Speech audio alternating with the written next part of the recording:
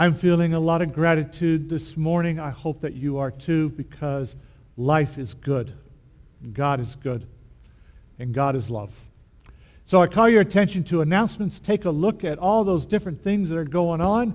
And also these books that are being passed out, in some cases thrown at you. They are what called Connections Count, and they allow us to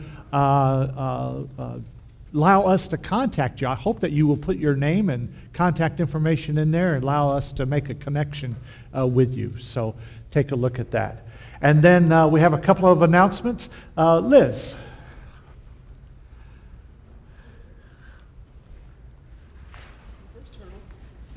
Good morning. I'm Liz Curry. I'm here representing the board. As many of you know, the board is very actively involved in a visioning process. We had the opportunity last Sunday to meet Rhonda Bannard, who is going to be our facilitator. She was available after service for people to talk to, and I know that a number of you did. In keeping with our objective to gather as much information from as many people who are friends and members associated in any way with Shadow Rock, there will be a survey that's going out tomorrow. I realize that when we look at it, it seems a little long. We've worked really hard to make it as user-friendly as possible. It's only going to be as good as the input that we receive. So we would really, really appreciate it when you receive it, either by email or hard mail, however you get our stuff from Shadow Rock, that you take the time to thoughtfully fill it out, because the more input we have going into this process, the better we can make our plans. In keeping with people being available to talk, Rhonda's not going to be here, but we have 3 board members. Brian, who's up in the sound booth, I think, yeah, go ahead up there. Tim Schmaltz over here, and Charlie Farmer over here, who will be available after service over in Smith Hall. If you want to share some feedback about Shadow Rock, you have questions, you want to know about the process, please stop and talk to one of them. And we will also have board members available next week for that. If you have any questions, concerns, any anxiety about this process, please talk to one of us. We want to make sure everybody's as happy, as excited, and as positive about this process as we are. So thank you.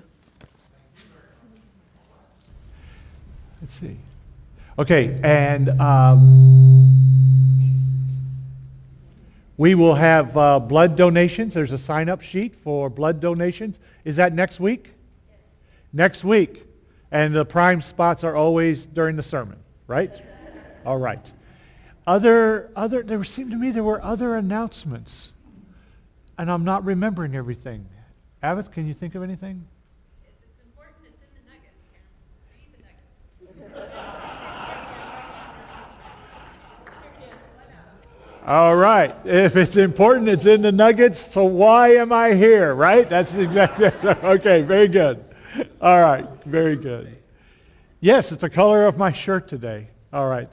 I want to also thank this congregation, thank everyone who worked so hard to make sure that this was a welcoming place, a place of comfort and peace and quiet joy for Bill Smith, his family, and the community gathered that was impacted by his ministry. And there was a lot of work that went on for days leading up to that service. And grateful to all of you, grateful for all the ways that it all came together. And I know the family was very grateful as well. So you provided a place and a peace for them. So thank you for that. And our flowers today are left here by the Smith family, again, to celebrate Bill's life.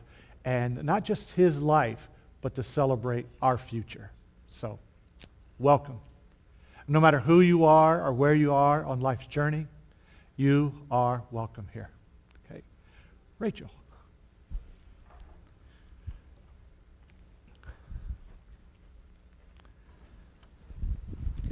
Good morning. My name is Rachel King. I've been coming here since April, so I'm excited to get more of a leadership position this morning. So please rise as you are comfortably able.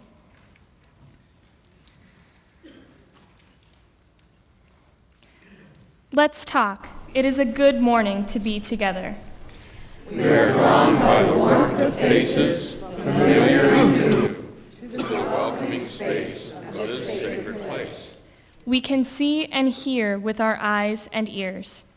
We can see and hear with our hearts and minds. In gratitude, we want to keep each other, our true selves, and our neighbors within sight and sound. This is what beloved community does. Equipped by God to love, laugh, and discern, we gather together. Perhaps we should keep the God who loves and equips us in sight and sound as well. That's a good idea. It is a good morning to be together. Let us sing.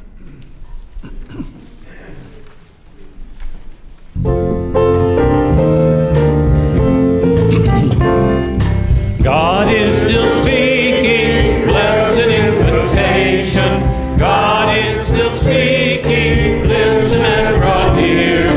God is still speaking, see a new creation. God is still speaking, stand and do not fear. All creation groans and yearns, God is still speaking. Seek the way that life returns, listen and draw near. Through our broken, wounded earth, God is still speaking. God can bring new seeds to birth, stand and do not fear. God is still speaking, blessed invitation.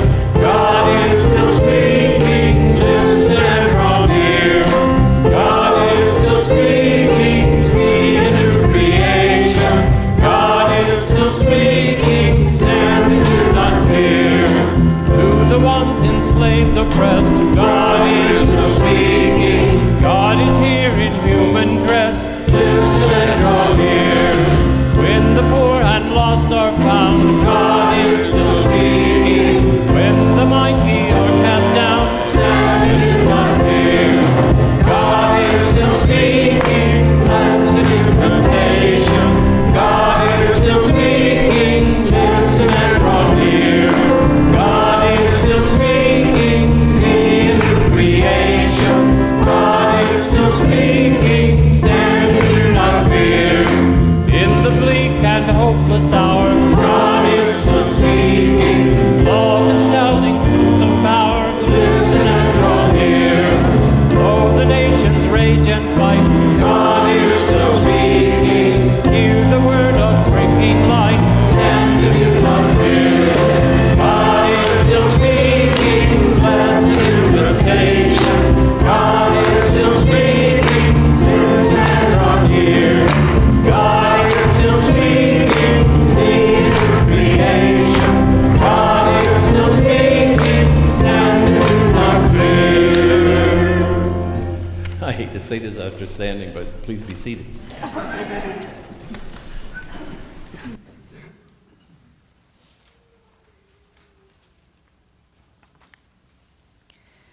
God makes us a circle of support and care. God makes peace within us. Let us claim it. God makes peace between us. Let us share it. God shapes us into a people committed to staying within sight and sound of each other. Go and wish each other the peace of God. This is the time in our service where we lift up the celebrations of our lives. It can be a birthday, it can be an anniversary, it could be that perhaps you were surprised by grace. Maybe something happened this week that made your eyes get wide and you go, oh my God, God is here. And, or, oh my God, I am loved. Whatever it is, this is a time to share it so that we can all hear it, not because we want to get into your business, but because it binds us together as a community to share such celebrations. If you have a celebration, wait till an usher comes to you with a microphone so we can all hear it. Carla. Hi, Carla and Alina Rutherford, and we just wanted to celebrate the life of a wonderful person in our family. Chuck was married to my mom for 14 years, and he's been in our life for about 16 years, and just was a wonderful man. Struggled with a lot of things at the end of his life, and both Mom and I were blessed to be at his bedside as he passed very peacefully with his family around. And that's just something you never forget. It's just a wonderful part of life. Thank you for sharing. Thank you. Sorry. Liz. I had to have a couple of medical tests recently, and they both came out okay, so I don't need anything further except a 6-month checkup. And my son was here to work. I think they wait until it's over 105 before they send him. Yes. He lives in Maine. So he brought me some apples from the northern country. Wonderful. And he brought me an older tablet, electronic tablet. And so what I'm celebrating is he had the patience to teach me how to use it. Yes. That was quite a gift from him, so. Very That's good. it. Thank you. Bert. I'm Bert Ruby. I have a couple of celebrations. One is I like to celebrate the staff because they've been here from dawn to dusk with all the activities. So I want to celebrate the staff at Shadow Rock. I think they're really great with all the things. And the second one, today I am inviting everyone to come to Coffee Chat. We have cake, and the reasons we have cake, we're celebrating the fact that we have people who are in their 90s, and we're going to celebrate each one of those persons. And if you're a visitor and you want to admit that you're in the 90s, we're celebrating you as well. So after church, come to Coffee Chat. Great invitation. Yvette. Hi, I'm Yvette. Everybody I think knows me already. I want to celebrate that, right here, okay. I already have a loud voice. My daughter Brenda finally made it to she was not allowed to play for Thunderbird for differences of her grades and stuff, and finally I got the call saying that she can start Monday. So I'm celebrating for that. Wonderful. So she'll be joining her sister. And then I want to celebrate my 3 kids because I am a mom of 3 September babies. And Maria will be turning her 7 years on the 20th, so I'll be done for birthdays this month. And I just want to thank everybody for showing your love and support. Thank you, guys. Thank you. All right. Rocky. Hi guys, I'm Rocky. I have a couple things I want to celebrate today. So last week my mom had surgery on Friday. She has MS and something in her wasn't working right, and so they went in and operated and fixed it. And they actually did a really good job, and it's weird to see my mom back on her feet, walking around, so grateful for that. Sorry, a little emotional. And then my grandma, she has a new treatment, and her memory's starting to come back. She's remembering you guys. Wonderful.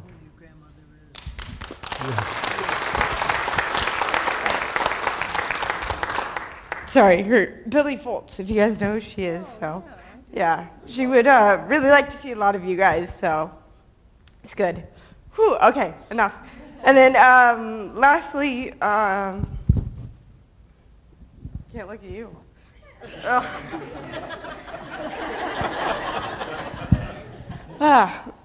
Anyway, so I work at Peter Piper. Doesn't sound that great, but honestly, love the job.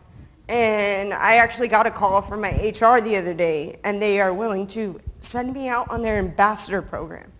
So I'm no longer going to be a manager. I'm actually going to be an ambassador, and I get to go out to different states and train and make more money and get rental cars and get fancy shirts. And I'm like, okay, woo! So, yeah, thanks. Thanks, Jen.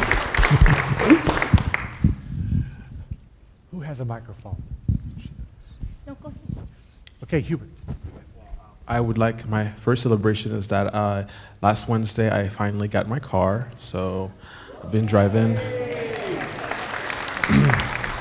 And it's been 3 weeks without a car, and I've been, driving around in my own car, and that's been amazing. And I would definitely like to continue to celebrate Herb and Pat, who were so good when I didn't have a car and were basically very instrumental in allowing me to move around the valley. So that's very good. My second celebration is very sad, and I think, Ken, you know exactly what I'm going to talk about. It's very sad, and I want to celebrate this man called Botham Jean, who was killed in Dallas. That person could basically be me. They came in the United States very young, went to school here, and they are helping their family back home. He was in his apartment and he was killed. Now, the sad part about this was a great person who volunteered, he led worship, he did everything right. The crazy part is the Dallas media is beginning to destroy his character. That is what happens, and I can only sit here and celebrate the great life that he lived, but it's insane. And that is the situation we live in today. And it's crazy to think that if something like that were to happen to me, there would be no justice dispensed. So pray for his family, and hopefully justice will come, even though it does not look like he will be. But I celebrate his life. He was a bright young man who was very smart and who loved a good suit, which, Okay, all right. Thank you. That reminds me, my car says 53% oil. It said on it this morning. I just cleared it, and now it says 100%.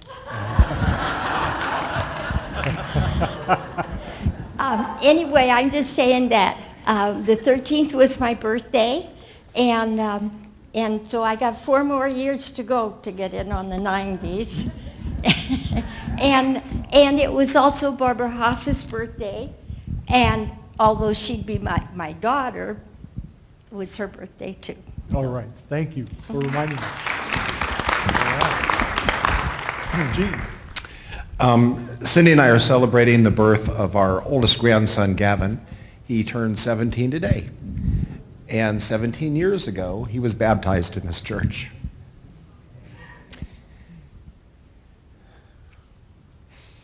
It's tough, huh?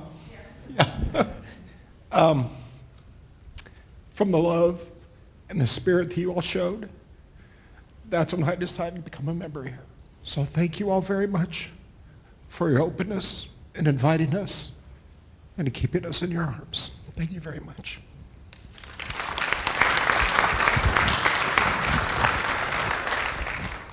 Oh, sure, I have to follow that. Mickey Tucker. I'm not 90. And I'm not. And I'm celebrating today because last night I spent 5 hours at a dinner.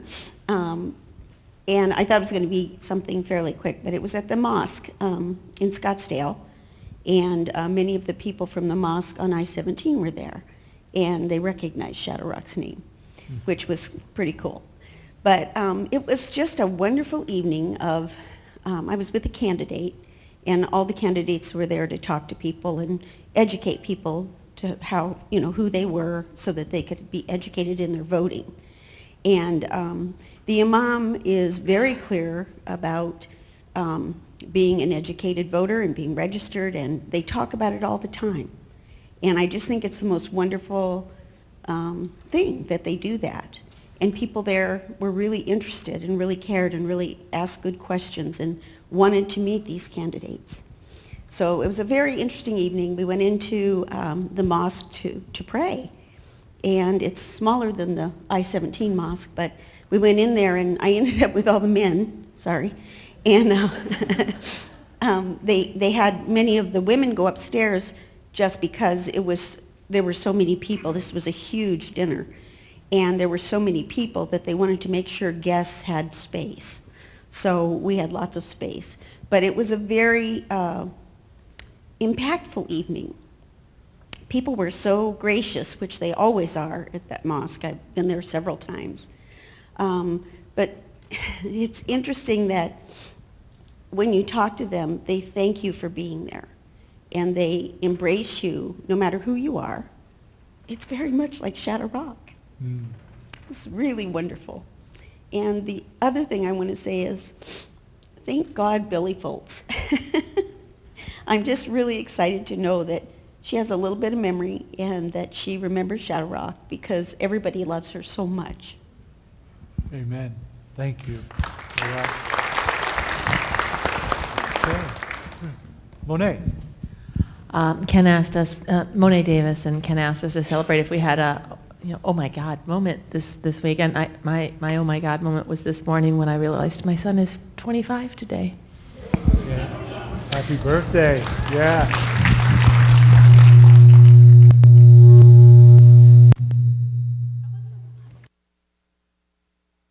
That's your husband. That's just pointing out. Okay. All right. Yeah. All right. Gordon. Hi, I'm Gordon Schneider, and with Monet, we celebrated, made perhaps a little traumatic celebration yesterday. Our son turned 30, so we have some appropriate decorations in the house, some black happy birthday and so forth. So anyway, Well, happy birthday. We're grateful for that. All right. Hi, I'm Mary Pennock, and I'm not 90 either, but actually yesterday I turned 81, so hopefully I'll make it another 9 years and I will be 90. So thanks for letting me be a part of this church. No, thank you for being a part. Thank you. Okay. All right.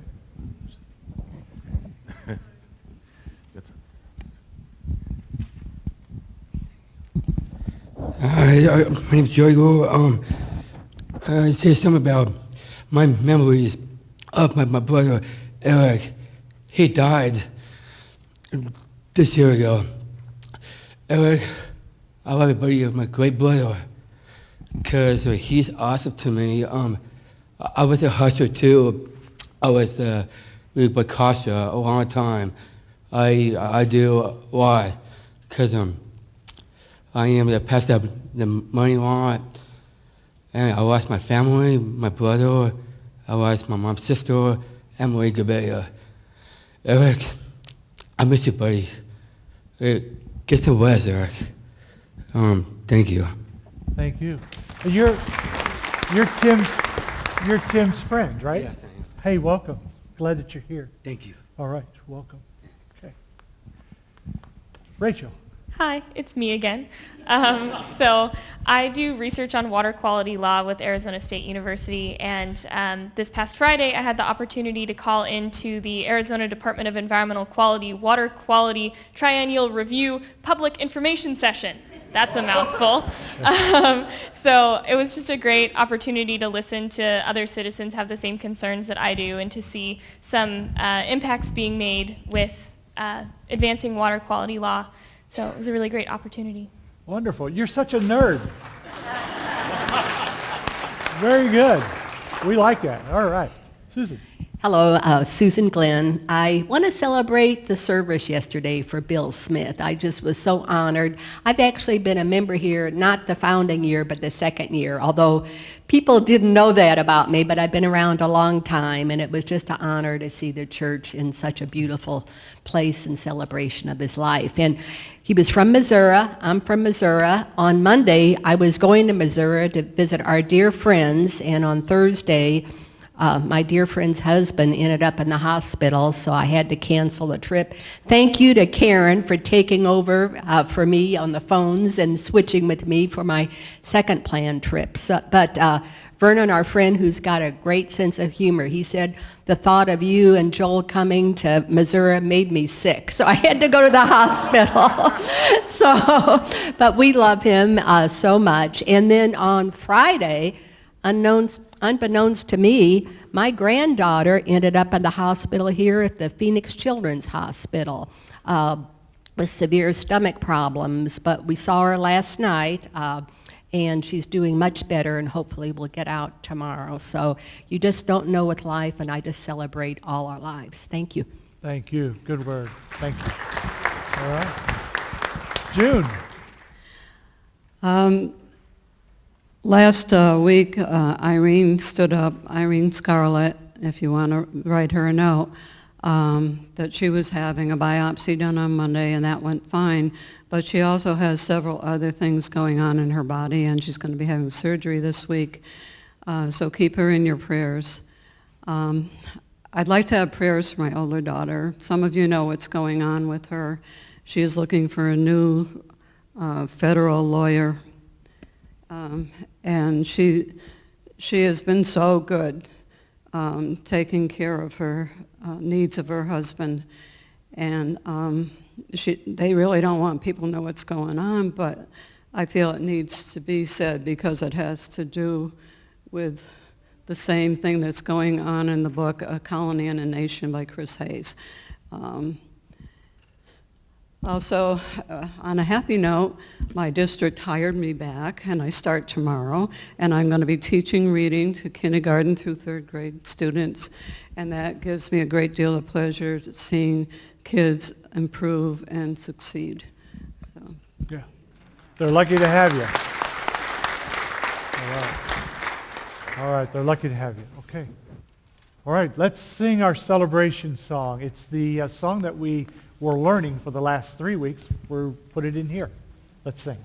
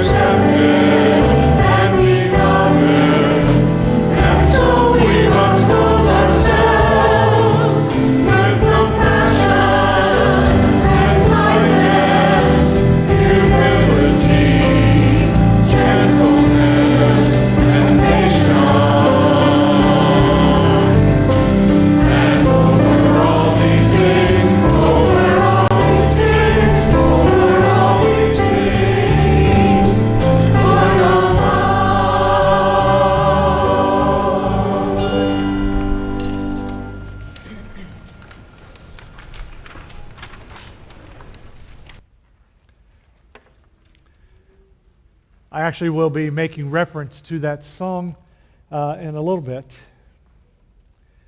Yesterday we celebrated the life and the love and the vision of our friend and founding pastor, Reverend Bill Smith. We ran a video of his last sermon when he retired. His remarks were relevant then and they are relevant now. We celebrate his life, acknowledge the end of an era, and we mark the beginning of a new chapter in the life of Shadow Rock. I do not know if Bill knew his sermon 25 years ago would be re-preached at his funeral. Since I wrote this, I found out he did not plan that. However, it could not have been planned better. Bill's sermon showed us that who we are and what we stand for as a congregation has been consistent. He stated that Shadow Rock is to be a different kind of church, so as to raise up a different kind of people, so as to build a better world. Our brand is consistent. Our infrastructure is to be examined. So we have been going through a sermon series about community being who we keep within sight and sound that has infrastructure implications. Church is not where we go. Church is what we create when we are together. We can be a bad church or we can be a good church. A good church or a good fellowship is a community of people who are committed to keeping each other, their true selves, and their neighbors within sight and sound. People who are in a good community of faith and conscience experience being really seen and really heard. To be invisible, to be ignored, is to not be valued as a human being. It is to be dismissed. And to be dismissed is to have one's dignity waved off and tossed away. Well, there is another dimension to being an effective community of faith and care. In addition to keeping each other, our true selves, and our neighbors within sight and sound, we benefit from keeping God within sight and sound. This is the trickiest task of all. How do we keep in sight who cannot be seen? How do we hear the one who is best heard in the long and deep silences of life? Most people see us and know us as the church of inclusion and justice. It is true that these are two of our core values, but our openness to all people, our yearning work for justice, is grounded in a burning heart of spiritual connection, to know God and be known by God. Inclusion and justice falls way short if it is not grounded in spirituality. Allow me to offer some practical advice for keeping God within sight and sound. 1, challenge and adjust your current thinking about God. We are finite beings, and whenever we attempt to think of the infinite, we will fall short, and therefore we should always be prepared to undo our current illusion in order to grow into a deeper truth. We are products of our culture, and our culture is shaped by a Western Christianity that has done more harm than good. Western Christianity has proposed that we are separated from God, and because of the human theological construct of original sin, and the act of Jesus' sacrifice on the cross was the bridge that overcomes the separation, we have within us a deep-seated conviction that we are too dirty, are too ugly, are too stupid, are too bad, that the image of God cannot be in us. And when we do that, then we miss the part of God that is right in front of our eyes when we look in the mirror. Remember Johari's window from a couple of weeks ago? One of the reasons we cannot find God is because we are looking in the wrong places, mostly outside our hidden, blind, and unknown selves. And that is where God dwells, in the secret places.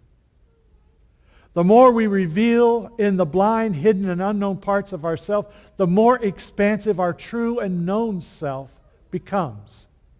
And the more God can be seen and heard, not only in us, but through us.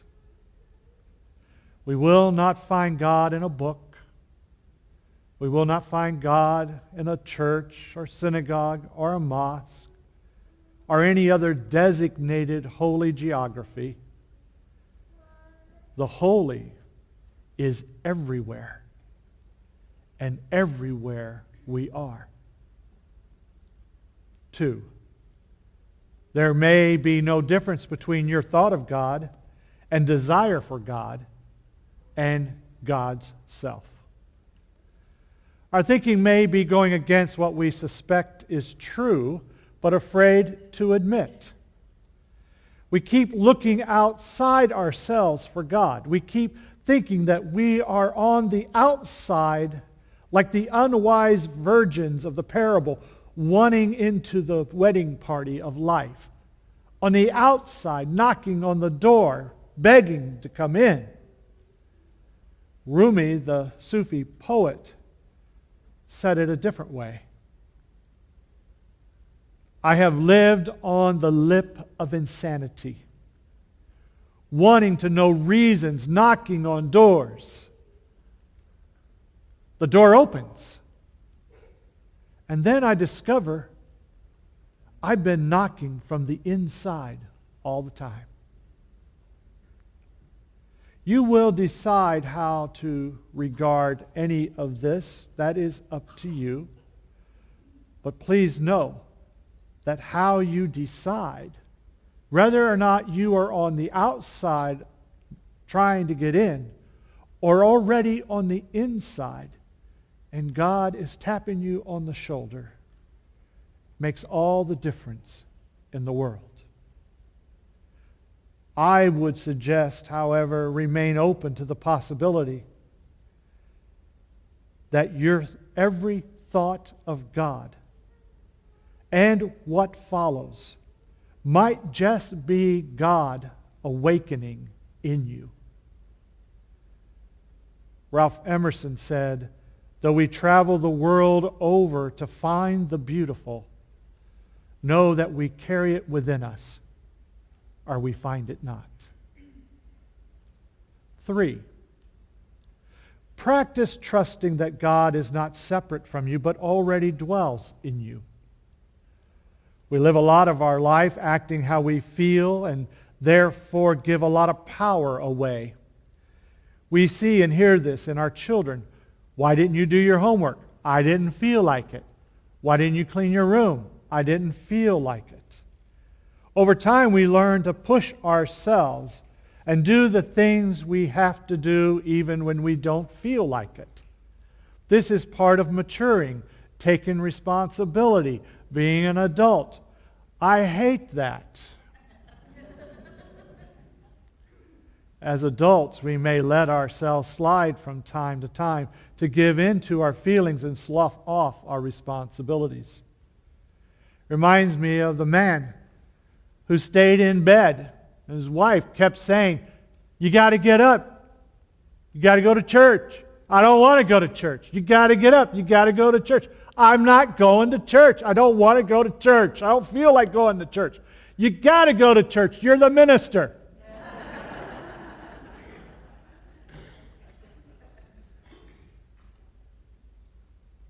But even when we bite the bullet and make ourselves act like adults, we are still operating under the principle that we act how we feel. The opposite psychological principle is also true. But we don't keep it in mind or let it guide us to the same extent. And that principle is that we feel how we act. I've always found it interesting that when Paul wrote to the community of faith and conscience in Colossae, he used a clothing metaphor, the term put on, as we sang just a few minutes ago. He says, so as those who have been chosen of God, holy and beloved, put on a heart of compassion, kindness, humility, gentleness, patience, bearing one another and forgiving each other. Whoever has a complaint against you, just as the Lord forgave you, so also should you forgive. Beyond all these things, put on love, which is the perfect bond of unity. You see, how you dress, this is what it means, to put on.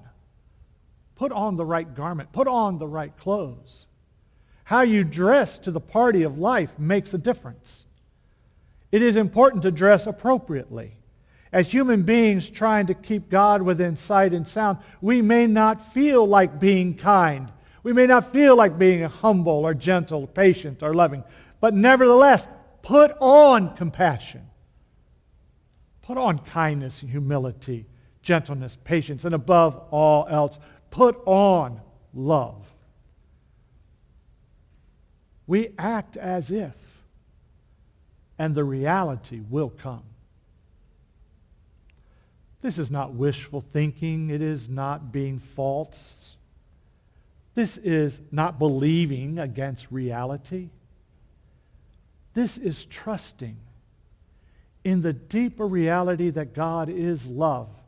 And when we act accordingly, that reality shows itself through us. Then we are keeping God within sight and sound. Number 4, remember, God is in every human being. There's a great deal of arrogance in thinking that no one else is seeking God. There's a great deal of self-centeredness in thinking that no other human heart desires to see, hear, or be touched by God as much as I. When I remind myself that the image of God in all other human beings is doing the best they can every day, just like me, then I see them as my sister. I see them as my brother. When I see another human being as part of the same human family that I am a part of, then I begin to see and hear the God that is parent of all of us. Number 5, be still and know I am God. These words are from Psalm 46. They make me think first of a lack of noise pollution that contributes to soul clutter. Quiet is good. It is one of the reasons I like getting up in the morning before everyone else and drinking coffee. I'm better able to be still in the stillness. However, there is more going on here for the writer of praise and prayer songs, the psalmist.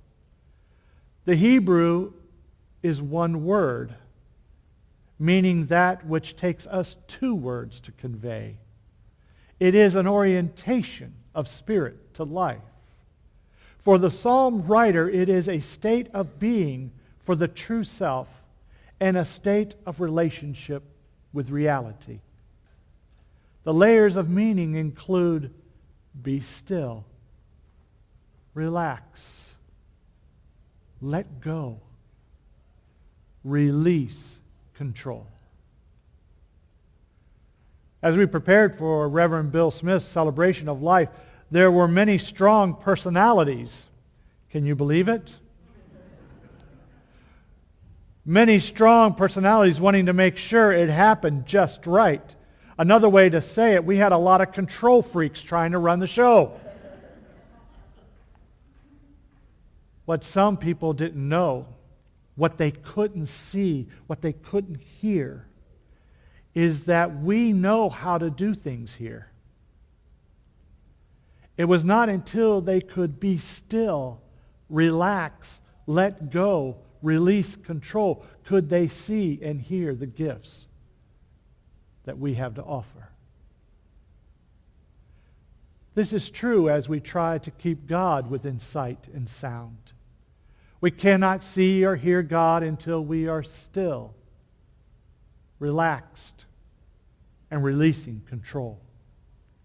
Only when we let go and let God will we open ourselves to the possibility of seeing and hearing God working in our lives and in our world. There's a lot here. Challenge, adjust your current thinking about God. There may be no difference between your thought of God and desire for God and God's self.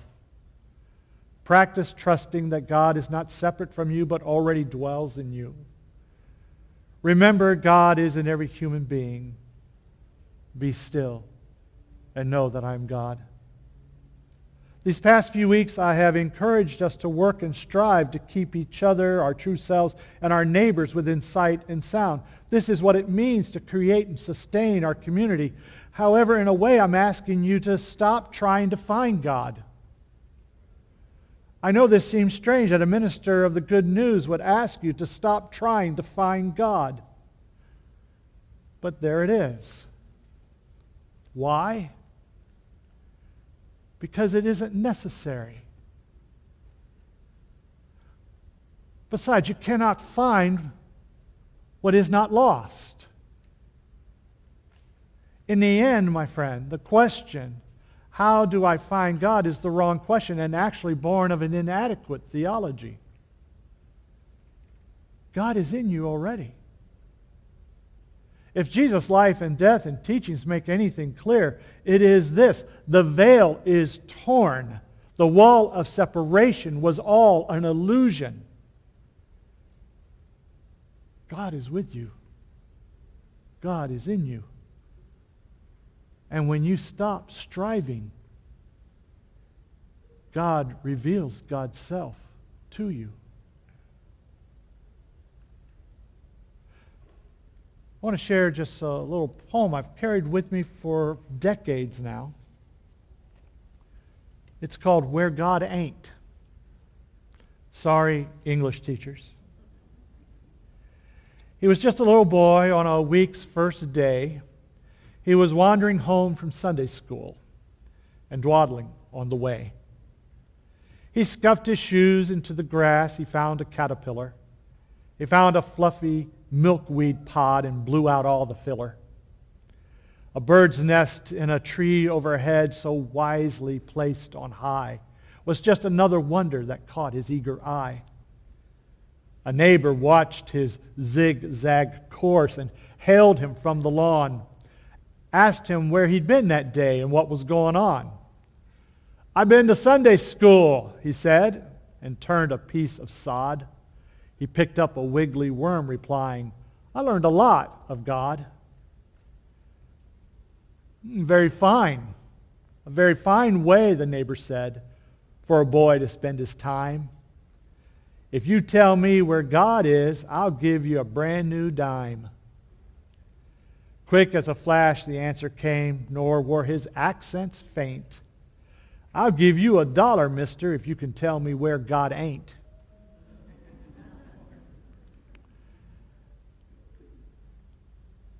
Keep each other, your true self, your neighbor, and God within sight and sound. Amen.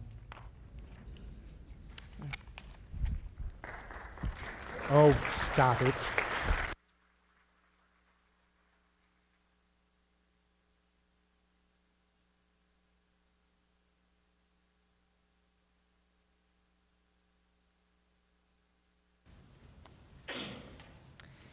Please join me in our invitation to give this morning. In the light and beauty of day, we give thanks in awe and wonder.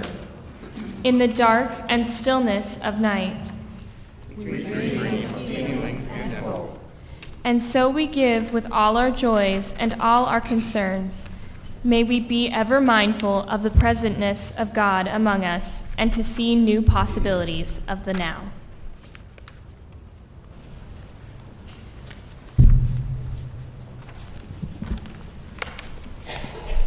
The anthem today, I wanted to do an introduction. It was by a 17-year-old named Seth Houston, and he wrote the anthem as he was on a canoe trip in Canada and being influenced by the beautiful things around him, the scenery and nature.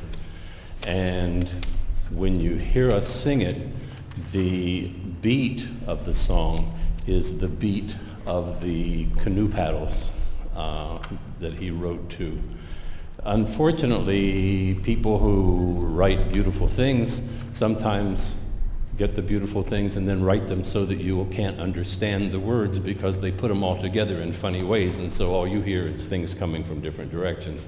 So I wanted to read the poem to you first so that you will understand what we are singing. Come now and gather in the glade where the emerald stream and the evening shade, and meditate on the works he's made, great God, our sovereign Lord. Join us now. The meadow is green and the water's pure and the woods serene, and the flowing air is fresh and clean where God his blessings poured. See the wind come down, hear it whistle as it blows. It brings us sun and it brings us snows, a blessing from above. The sun comes up and the sun goes down, and the stars and the moon go round and round in witness to his love. Hear now, ye sons of men, for danger lurks in the great garden. The Lord will visit once again to see what we have done. As God is the shepherd and we are the sheep, we our Mother Earth must keep, maintain the air, protect the deep. At Judgment Day he'll come. See the Lord come down, hear him whistle as he goes. He bears a thunderbolt and a rose. Remember all his power. See the Lord come down, face shining bright. His holy feet are soiled, but his robe is white. You will regret that hour. So now, my people, beware. You're in charge of the seas and the earth and the air. You'd better take extraordinary care of the earth, our only home. All glory be to God on high. Shout praises loudly to the sky. Listen to the earth and hear her cry, and in heaven forever roam.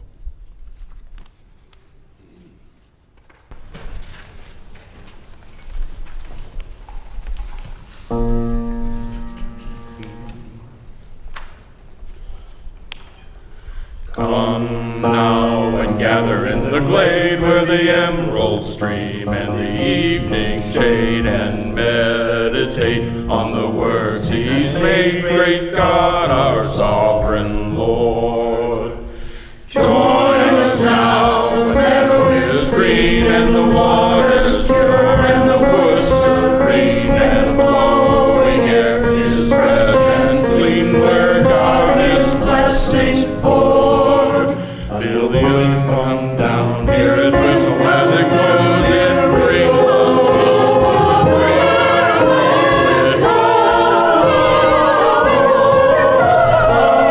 blessing from above. And the sun comes up, and the sun goes down, and the stars go round and round, in witness to his love. Hear now, ye sons of men, for danger lurks in this great garden. The Lord will visit once again to see what we have done. As God is the shepherd and we are the sheep, we our Mother Earth must keep, maintain the air, protect the deep, and Judgment Day will come. See the Lord come down, hear him whistle as he goes, he bears no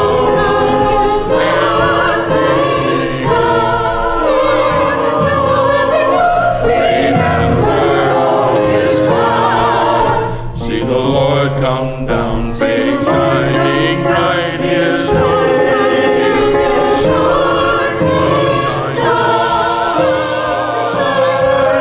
you will regret that hour. So now, my people, beware, you're in charge of the seas and the earth and the air. You better take extraordinary care of the earth, our only home. All glory be to God on high, shout praises loudly to the sky. Listen to the earth and hear her cry, and heaven forever roam.